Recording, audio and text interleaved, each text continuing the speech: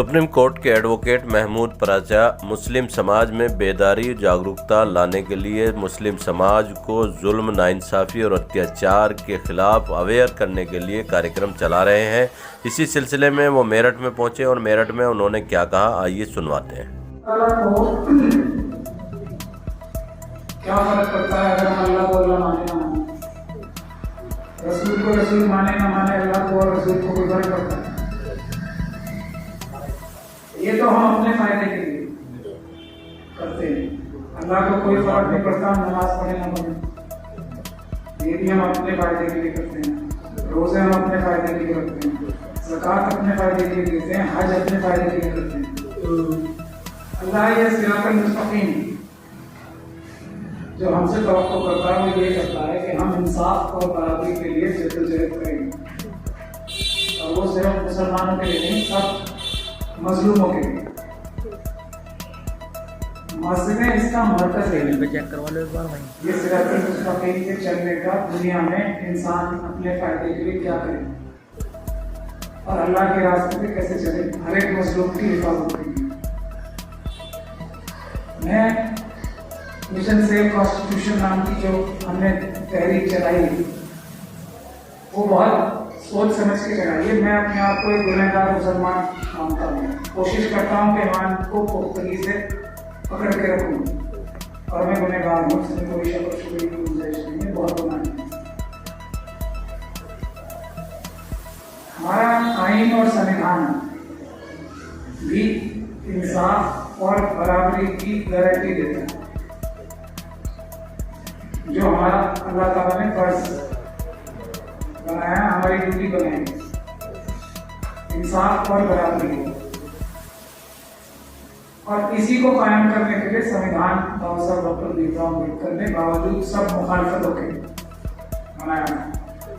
उनके मुख्य वर्ड साथी थे, और आप लोगों को ये शायद ज़्यादातर लोगों को पता ही होगा कि मुस्लिम कम्युनिटी ने बाबा साहब डॉक्टर भीमराव अम्बेडकर को, जब बाकी सब लोग ये चाहते थे कि वो ना जाएं, भेजा था ताकि वो आइन की इस तशकील में अहम रोल अदा कर सकें। तो ये संविधान क्या है? अगर हम अपने दीन और संविधान को मिला के चलेंगे तो हम आज जो दुनिया भर में हालात चल रहे हैं उसके लिए बहुत अहम रोल हम भारत के मुसलमान उठा के टेबल पर रखा है। ये बहुत ध्यान से सुनने की बात, भारत के मुसलमानों का रोल इस वक्त सबसे अहम तरीन रोल है पूरी दुनिया में। भारत एक ऐसा मुल्क है जो अगर तकसीम ना हो तो आज दुनिया में जो अफरा तफरी फैली हुई है वो नहीं फैली। ये बात बहुत ध्यान से समझने और सोचने की जरूरत है। भारत के मुसलमान आज भी, जबकि अब हम 15% हैं इंडिया यानी कि भारत में, अभी भी भारत एक इतना बड़ा देश है कि अगर हमारा देश चाहे और ईमानदारी से हमारे देश की क़यादत चाहे तो दुनिया में अमन और शांति फिलिस्तीन के मजलूमों से लेके दुनिया भर के मजलूमों के लिए अमन और शांति कायम करने के लिए भारत का एक अहम रोल हो सकता है। और ये जिम्मेदारी हमारे संविधान ने भी लगाई है हमारे देश की, कि दुनिया में हर एक देश के बीच में अमन और शांति रहे और इंसाफ रहे मुल्क के बीच में। ये भी आर्टिकल 51 हमारे देश के संविधान का बाबा साहब डॉक्टर भीमराव अम्बेडकर। अब मुसलमानों का रोल 15% है, इतना बड़ा क्यों? अगर तकसीम ना होती मुल्क की तो 35% होते और 15%। तो ये 15% क्यों है? आप सभी लोग जानते हैं कि हमें ही निशाना बना के मुल्क की सिंध तय की जा रही है, मुल्क को गलत डायरेक्शन में आज ले जाया जा रहा है। तो मैं हालात पे जिक्र नहीं करूंगा, मैं सॉल्यूशन, समाधान, यही इस मीटिंग का आह्वान में है, घर घर संविधान और संविधान से हर समाधान। तो मुस्लिम कम्युनिटी में, हालांकि मेरा काम शेड्यूल ट्राइब कम्युनिटी के लिए 65 से 70% है, उसकी ज़्यादा पब्लिसिटी नहीं होती, लेकिन सच्चाई यही है। क्योंकि मैं एक मुसलमान की हैसियत से अल्लाह की ड्यूटी ये समझता हूँ कि जो ज़्यादा बड़े मजलूम है उनका काम मेरी अल्लाह ने पहले जिम्मेदारी लगाई है कि मैं उनका काम पे तवज्जो सबसे पहले। तो अर्ज मैं ये करना चाहता हूँ कि मुसलमानों को निशाना बना के इस मुल्क की सारी पॉलिटिक्स खराब की जाए।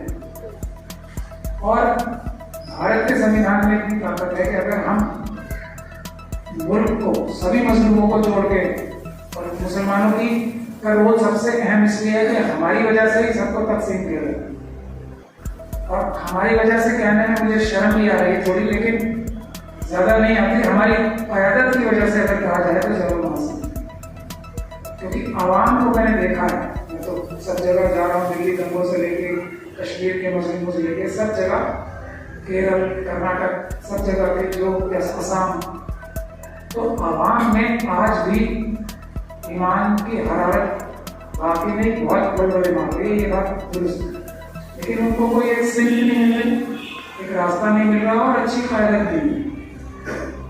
और क़यादत की भी कमी नहीं, जो हमारी टॉप की क़यादत है उसमें कमी है हर लेवल पे, एक से बढ़कर एक। और मुझे इस बात को कहने में भी कोई गुरेज नहीं है, वो भी हमारे नौकर, और ये प्रेस असली वाला वो भी नौकर। तो अब ये नौकरों को काबू रखने के लिए जो नौकर है ना, जो सरकारी अधिकारियों को, उनसे ठीक काम कराने के लिए जो हम टेम्पररी आरजी नौकर चलते हैं, जैसे prime minister, chief minister, MLA, MP, हम लोग जाते हैं ना एमपी के पास, ये फोन कर दो, ये पुलिस इतना राइज कम कर रही है, ये हमारे घर पे बुलडोजर चला रही है। क्यों? क्योंकि ये सिस्टम, संविधान का सिस्टम है। लेकिन क्या संविधान इतना कमजोर है कि अगर एमपी एमएलए काम ना करे, ये नौकर काम ना करे, तो मालिक एकदम बेबस हो जाए? ऐसा नहीं। जो परमानेंट नौकर है, जो सरकारी अफसर है, उन्हीं की कलम में काम करने की ताकत है। एमपी एमएलए कोई काम नहीं करते, इनके जरिए से करो।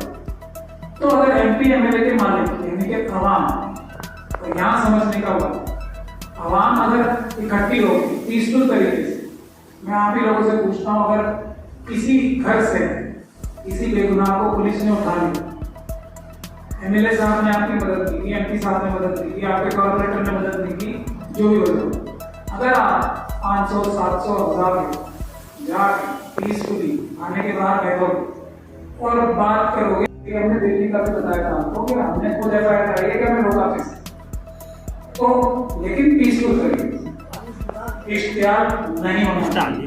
जैसे ही झगड़ा होता है, वो लोग हमारे दुश्मन हैं जो झगड़ा करते हैं, ये बात समझ लो।